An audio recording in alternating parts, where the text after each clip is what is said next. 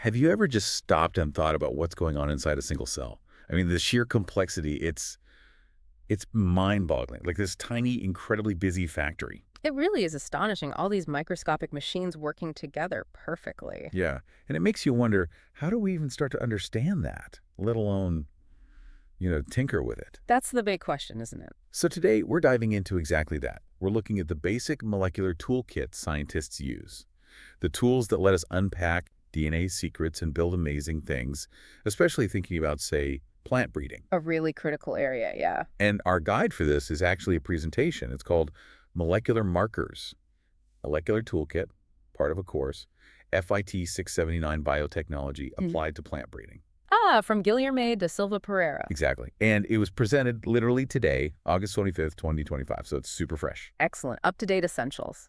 Our goal here is to give you a kind of shortcut to understanding these biological hand tools, talking enzymes, techniques, these tiny molecules that make modern biotech work. Think of it like getting a peek behind the curtain of genetic engineering. And what's really cool, I think, is that applying biotech effectively means you first have to get the basic rules of life, right? These tools, they didn't just appear. They're clever ways we've learned to sort of mimic and harness things that are already happening naturally inside cells. Ah, okay. Understanding why nature does it makes what tools we use makes so much more sense. Okay, let's unpack that. Before we get into the actual toolkit, maybe a quick refresher on the blueprint itself, DNA and how that information, flows. Definitely. Got to start there. So the core idea is the central dogma of molecular biology. Basically, DNA holds the master instructions. Right. Those instructions get copied into RNA, that's transcription. Then the RNA message is used to build proteins, that's translation. DNA to RNA to protein. Exactly. And this whole process is pretty much universal in all living cells. And of course, DNA also needs to copy itself, right? That's replication, passing the info on. So what is DNA actually made of? Yeah. And why does that structure matter so much for the tools we use? Great question. So DNA is built from these units called nucleotides. Each one has 3 parts: a phosphate group, a sugar molecule, and then one of 4 bases, A, T, C, or G: adenine, thymine, cytosine, guanine. The letters of the code? Precisely. These nucleotides link up, forming a backbone, sugar, phosphate, and the bases stick out. It forms that famous double helix, 2 strands running in opposite directions. We call that anti-parallel. Right. And they're held together because the bases pair up very specifically. A always pairs with T, and C always pairs with G. They're linked by hydrogen bonds. Right. The rungs of the ladder. Exactly. But here's something really key, something that's maybe easy to miss but crucial for our techniques. Remember those phosphate groups? Yeah. They give the whole DNA molecule a negative charge. Just keep that in mind. It becomes super important later. A negative charge. Okay. Got it. So our bodies are constantly copying DNA. How does nature do it? This in vivo replication. Right, in vivo replication. It's elegant. Each of the 2 DNA strands acts as a template. Makes sense? Because of that strict ATGC pairing, when the strands separate, new nucleotides can just line up opposite their partners, and enzymes link them together. Nature uses a whole suite of specialized enzymes for this. Like what? Well, you've got things like topoisomerase and helicase to unwind and separate the strands. Then the star player, DNA polymerase, adds the new nucleotides. There's also primus, which makes a little starting point, especially for one of the strands, and ligases to seal everything up. Wow, quite the molecular team. It really is. And if you think bigger picture, DNA is incredibly stable. Its structure is consistent in all cells of an organism, much more so than RNA or proteins. That stability makes it the perfect target for us to study and manipulate. Okay, so we have the blueprint, DNA. Now let's talk about the actual tools that interact with it, the enzymes. What are these molecular helpers doing? Right. The enzymes are the workhorses in our toolkit. We mainly use 3 classes. First, you have the polymerases. Like the DNA polymerase you mentioned. Exactly. They build long chains of nucleic acids. DNA polymerase adds nucleotides to make new DNA, using an existing strand as a template. The builders. Then there are the nucleases, often called restriction enzymes. These are the molecular scissors. Scissors, right. They cut DNA, but not randomly. They recognize very specific short sequences of bases and cut the DNA's phosphodiester backbone right there. Super precise. Extremely. Take EcoR1, for example. It's from E. coli bacteria. It recognizes a specific 6-base sequence and cuts it in a staggered way, leaving these little single-stranded overhangs called sticky ends. Sticky ends. Why sticky? Because they can easily base pair with other DNA fragments cut by the same enzyme. It's like having compatible Velcro strips. It was a huge breakthrough for joining different DNA pieces together. Ah, clever. Okay, so builders and cutters. What's the third? The third are the ligases. These are the molecular glue. Glue? Okay, that makes sense. If you have two pieces of DNA, maybe cut by restriction enzymes, or maybe just fragments you want to join, ligase forms the chemical bond to link their backbones together. It seals the nicks. So polymerases build, nucleases cut, ligases join. Builders, cutters, gluers is like a molecular construction kit. That's a perfect way to put it, and it's amazing how we've basically borrowed these from nature. Yeah, it seems like we're just hijacking natural processes. We are. That's the essence of much of biotechnology. We identify a useful natural process, often in bacteria or other microbes, figure out how it works, isolate the key enzyme, and then use it in a test tube in vitro for our own goals, like making recombinant DNA or finding those molecular markers useful in plant breeding. It's all about applying in vivo functions in vitro. Okay, so we have the enzyme toolkit. How do we actually put them to work in the lab? Where do we start? I guess we need the DNA first. DNA extraction. Exactly. Step one is always getting good quality DNA out of the cells. DNA extraction. It usually involves 4 main steps, though the details can vary a bit depending on what you're extracting from. Okay, what are they? First, disruption. You got to break open the cells, right? Cell lysis. You can do this physically, maybe grinding frozen tissue with liquid nitrogen, or chemically using buffers and detergents. Something like CTAB is common for plants. Why CTAB? It's a detergent that's good at breaking down cell membranes and walls, and it also helps get rid of things like polysaccharides that can interfere later. Okay, break them open. Step 2. Separation. Now you need to get rid of the stuff you don't want, mostly proteins and other cellular debris. You might use enzymes called proteases to chew up proteins, maybe add chemicals like chloroform, and then use a centrifuge to spin things down and separate the layers. The DNA stays in the liquid part. All right, then. Third is DNA precipitation. This is where you make the DNA come out of the solution so you can actually see it and collect it. You add cold alcohol like isopropanol or ethanol. DNA isn't soluble in cold alcohol, so it clumps together, forming this whitish, stringy mass or pellet after you centrifuge it again. Cool. You can actually see it. Yeah, it's pretty neat the first time you do it.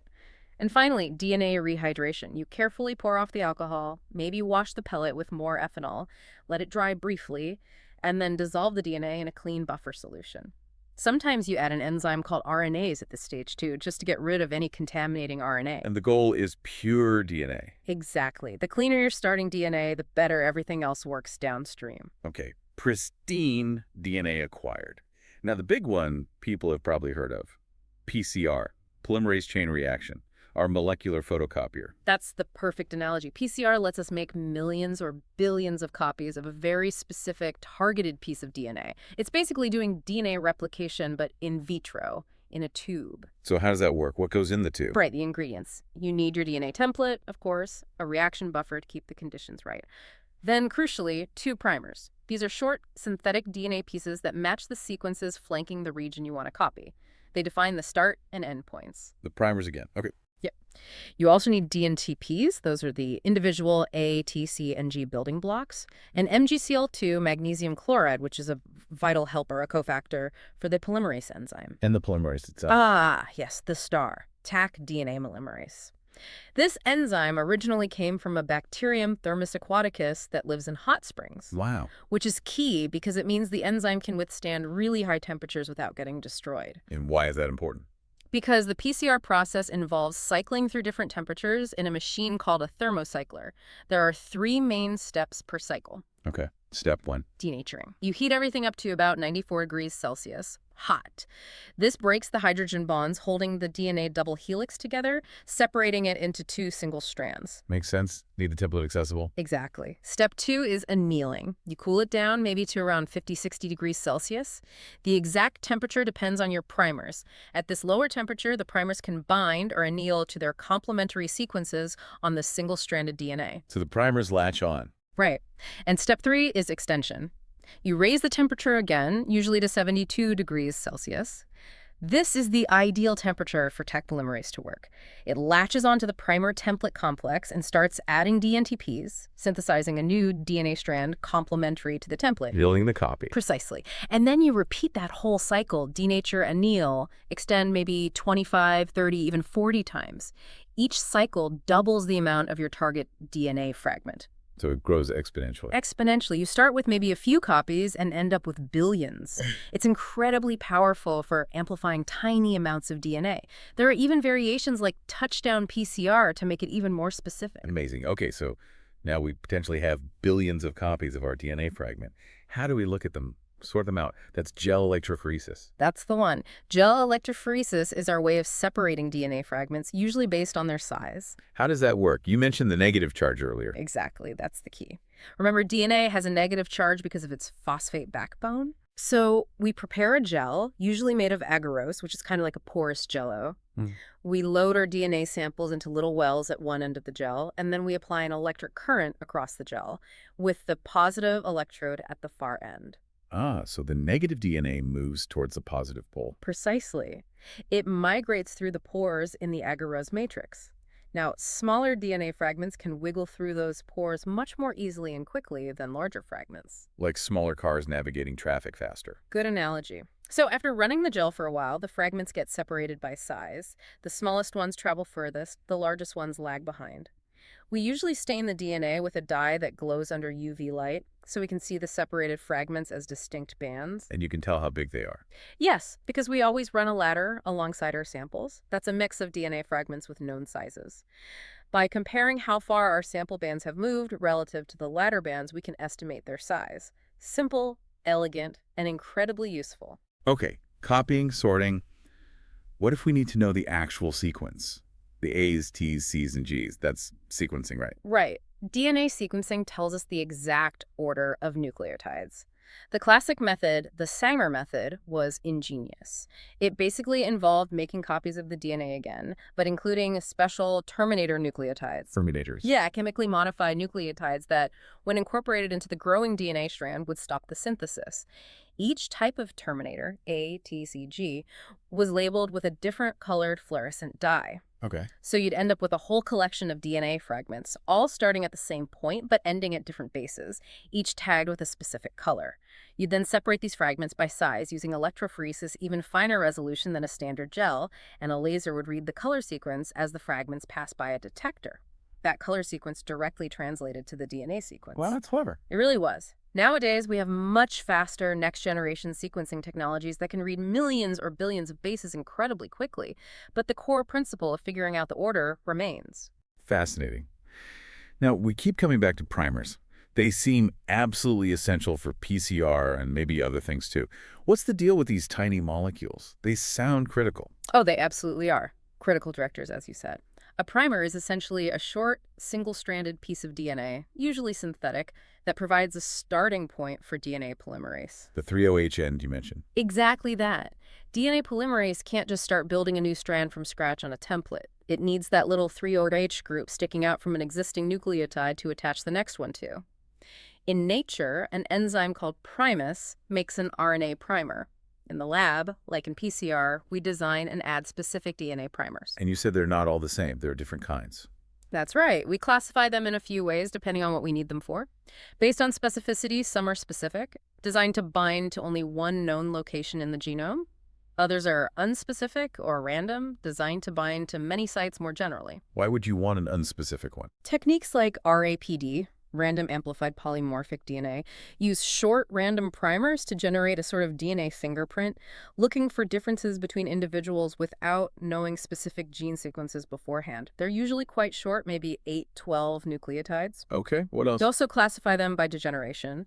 A non-degenerate primer only contains the standard A, T, C, G bases. But sometimes we're targeting a gene region that we know is conserved across different species or individuals, but might have a little variation at certain spots. Right. So we can design degenerate primers where specific positions can contain a mix of bases. For instance, an R in a primer sequence means it could be either A or G at that spot. This increases the chances of binding correctly, even with some sequence variation. Primers for finding resistance gene analogs, RGAs, often use this. Clever way to hedge your bets. Kind of, yeah. And finally, by origin. We can design primers based on known genomic sequences, or specifically target genic regions within genes, or they might be somewhat artificial, like primers used in AFLP, amplified fragment length polymorphism, which often include an adapter sequence. Standard primers for things like SSRs, simple sequence repeats, or microsatellites are usually specific, non-degenerate, 1822 nucleotides long, and target known genomic or genic locations. So SSR primers are kind of the workhorse for genetic mapping and diversity. Very much so. They are highly informative. Okay, designing these sounds tricky. It's not just picking a random sequence, clearly. What makes a good primer? It's definitely a science, maybe with a bit of art. Getting it right is crucial for the success of your experiment, especially PCR. You want specificity and efficiency. There are about 8 key things to consider. 8. Okay, let's try. All right. 1, amplicon size. That's the length of the DNA piece you're amplifying. Yeah. Generally, you want to keep it below 2,000 base pairs for efficient PCR. Okay, not too long. 2, melting temperature, TOM. This is the temperature where half the primer molecule is detached from the template. It depends on the primer's length and its GC content. You aim for a T between, say, 52 and 58 degrees Celsius. And crucially, the T of your forward and reverse primer pair should be very similar, ideally within 5 degrees of each other. So they work well together at the same annealing temperature. Exactly. Which brings us to 3, annealing temperature, TAC. This is the actual temperature you set in your PCR cycle for the primers to bind. It's usually about 5 degrees below the lower 2 of your primer pair. Too high, your primers won't bind well, low yield. Too low, they might bind non-specifically to wrong places. Sometimes you run a gradient PCR to find the optimal TAC experimentally. Makes sense. 4. 4, delta G values, or Gibbs free energy. This predicts stability. You want a negative delta G for the primer binding to its target, that means stable binding, but you want a positive delta G for potential unwanted pairings, like the primer binding to itself. So stable binding to the target, unstable binding elsewhere. You got it. 5, GC content, the percentage of G and C bases. Aim for 40–60%. GC pairs have 3 hydrogen bonds. AT only have 2, so higher GC makes binding stronger, affecting TM. But you want to avoid too many Gs or Cs right at the very end, the 3' end. Maybe no more than 3 in a row. Okay, X. 3' stability. This is super critical because the polymerase starts adding bases right at the 3' end of the primer. It needs perfect pairing there. So you design the last few bases at the 3' end to bind stably, maybe 1 or 2 GC bases there, often called a GC clamp, and a negative delta G specifically for that end. The launching pad needs to be solid. Perfect way to think about it. 7, primer secondary structures. This is a big one. You need to avoid designs where a primer molecule can fold back on itself, hairpins, or where 2 primer molecules can stick to each other, self-dimers or cross-dimers between the forward and reverse primer. Why is that bad? Because if the primers are busy sticking to themselves or each other, they're not available to bind to the template DNA. It kills your PCR efficiency. Right, they get tied up. Okay, last one, 8. 8, primer length. Generally, 18 to 25 nucleotides is the sweet spot. Too short, like 10 bases, and they might not be specific enough, binding all over the place, and they'll have a low team. Too long, say over 30 bases, increases the chance of those pesky secondary structures forming, and the team might get too high. Wow, quite a checklist. Yeah. Do people do this manually? Not usually anymore. Thankfully, we have software. Tools like Primer 3 are fantastic for designing primer pairs based on your target sequence and all these parameters. Then you might use something like oligoanalyzer to double-check for secondary structures and calculate those delta G values. And you definitely use a tool like NCBI BLAST to check if your designed primer sequences are likely to bind anywhere else in the genome you're studying. So the software helps balance all those factors. Absolutely. You can input parameters like for microsatellite primers, maybe product size 15330 base pairs, primer size 1822, talum 4560, max TEM difference 3 degrees, GC percent 4060, maybe a GC clamp of 2 at the 3 end, limit self-complementarity. The software juggles all that. Okay, that's an incredibly detailed look. We've really gone through the whole molecular toolkit, haven't we? Straight from that FIT 679 material. From DNA basics, the central dogma, to the key enzymes, polymerases, nucleases, ligases. the core techniques like DNA extraction, PCR, gel electrophoresis, sequencing. And finally, getting into the nitty-gritty of designing those crucial primers. It really feels like we've peered behind that genetic curtain. It does. And stepping back, it's vital to remember why we have this toolkit. These aren't just neat lab tricks. They are the absolute foundation for finding and using all types of molecular markers. Which are key for understanding genetic diversity in populations, for identifying genes linked to important traits like disease resistance or yield in crops, and ultimately for making real progress in plant breeding, medicine, forensics, you name it. It all comes back to this ability to manipulate DNA, often by cleverly mimicking what nature already does. It's kind of mind-blowing how far we've come. From just knowing the double helix structure to being able to snip, copy, read, and even design bits of genetic code with such precision. The progress has been phenomenal. It really makes you wonder, what's next? What new molecular tools might be just around the corner building on all this?